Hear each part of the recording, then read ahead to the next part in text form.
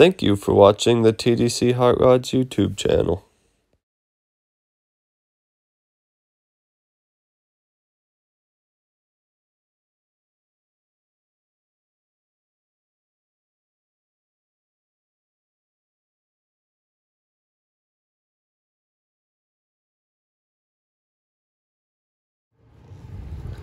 Alright guys, welcome back.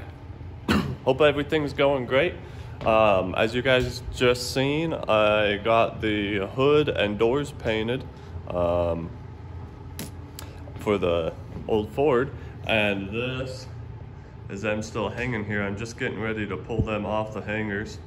Turned out super awesome. I got a, oh, you can't even see it in here. I got a couple little tiny, oh, right there. You can see one there, and one there. There's a couple little specks of dirt there. And then there's a couple little specks right there.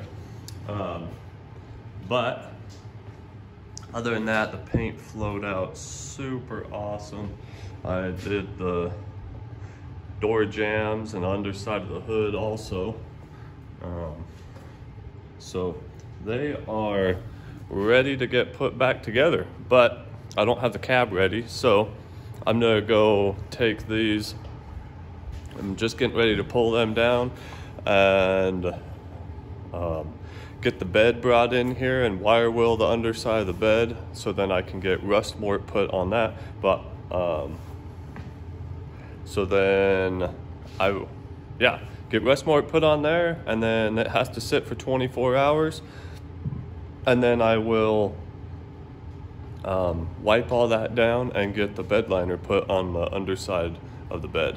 So I'm gonna put you guys on a stand and get to work. All right, so got the doors all taken out, the hood out, got this 36 Ford project and some other stuff put back in here. And I got the bed brought back in. So now, I already did a little bit, but here and up to here I have already done, but I'm taking this wire wheel and knocking all the scale. You can actually see the difference here in how the rust looks. I'm knocking all the scale off of it. You can hear all the coarseness, all the looseness. So I'm gonna take the wire wheel and basically do from this pinch weld here over to that pinch weld, and anywhere else that it's scaly rust. Then I take a wire weld to that, and then take sandpaper and sand rough up all of this in here and down in here, everywhere. And then as far as I'm gonna get the seconds, I'm gonna put a little bit of rust mort over it, and then after that I'll come back and put some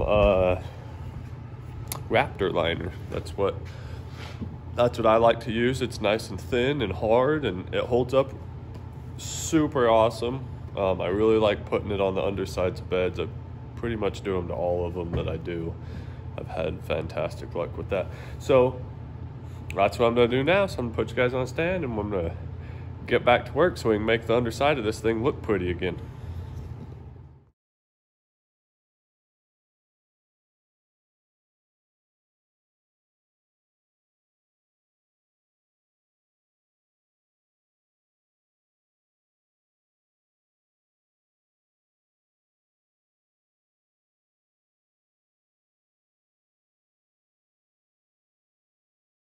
So I got the bottom side of the bed all cleaned up, sanded, wire wheeled. I got everything all ready to go. So I'll show you. This is the stuff that I'm using to put on the bottom side of it. I'm a big fan of it. I use it all the time. So it's super simple, and I'm not gonna go in great detail on how to use this stuff, but I am, oh, that's the wrong one. That's tintable. I'm gonna go get some more black. But I'm not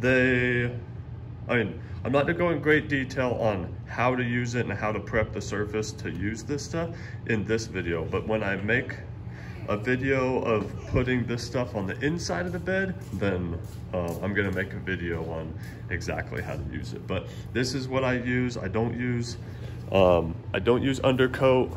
I'm not a fan of undercoat for the number one reason that it's really rubbery. So if it ever starts pilling somewhere, it pills in giant sheets. Or if it gets a rock chip, I know it's rock chip resistible, whatever, but if there ever gets a hole in it, it will hold water very well and it just rots it out. I'm not at all an undercoat fan. But that being said, I'm a very big, real thin bed liner fan, as in any bed liners that are thin and hard, I think they're awesome. If they get a hole in them, they don't hold water. The water falls right out. If they start pilling, they usually just chip off rather than coming off in big sheets. So enough about that rant, and back to the bed. So all I'm gonna do is I'm gonna mask it off here and all the way like this, all the way around the bed, just all along the edge. And then everything on the inside here is all getting sprayed. It'll all be black. So I'm gonna get started on that. I'm gonna put you guys on a stand and you can time lapse through this whole process, but I'm gonna get this thing masked off and sprayed, and then I'll show you guys what the finished product looks like.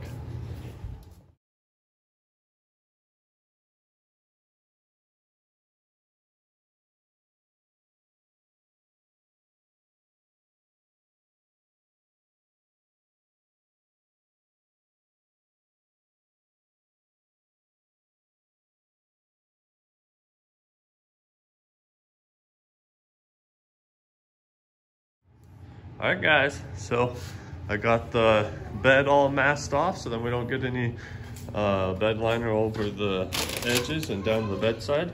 I also went around and masked off anywhere that there might possibly get bed liner through. Sorry, I was staring at some other stuff. So I got the fuel door and both the marker lights. That way, when I spray down in there, touch that tape up, then it doesn't get bed liner on the outside. So it's masked up all the way around and ready to spray. So I am going to do a really quick wipe down on this with some wax and grease remover and get to spraying.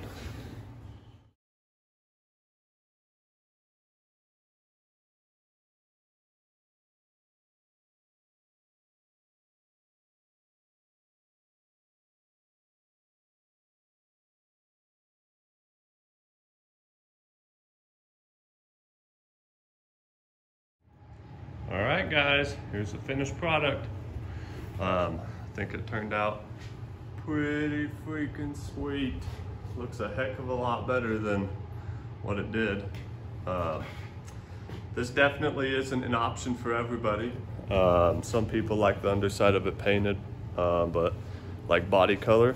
But this particular guy, he is gonna be actually using this truck and using it every day and using it as a truck. So he wants as much protection as possible. So this is what we got.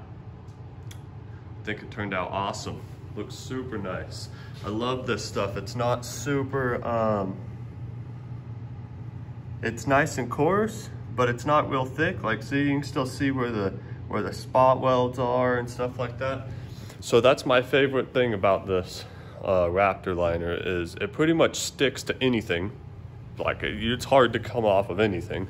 And the fact that it's thin, it's easy to apply, super easy to apply. Anybody can get it. It holds up super well. It looks good. I don't know, there's lots of stuff I like about it. Anyways, but that's gonna be the end of this video. Next thing that we're doing on the truck is I'll get the bed ready and paint the outside of the bed. But for now, I'm gonna go get out of this stinky, smelly shop. And once again, thank you guys for watching, and I'll see you on the next one.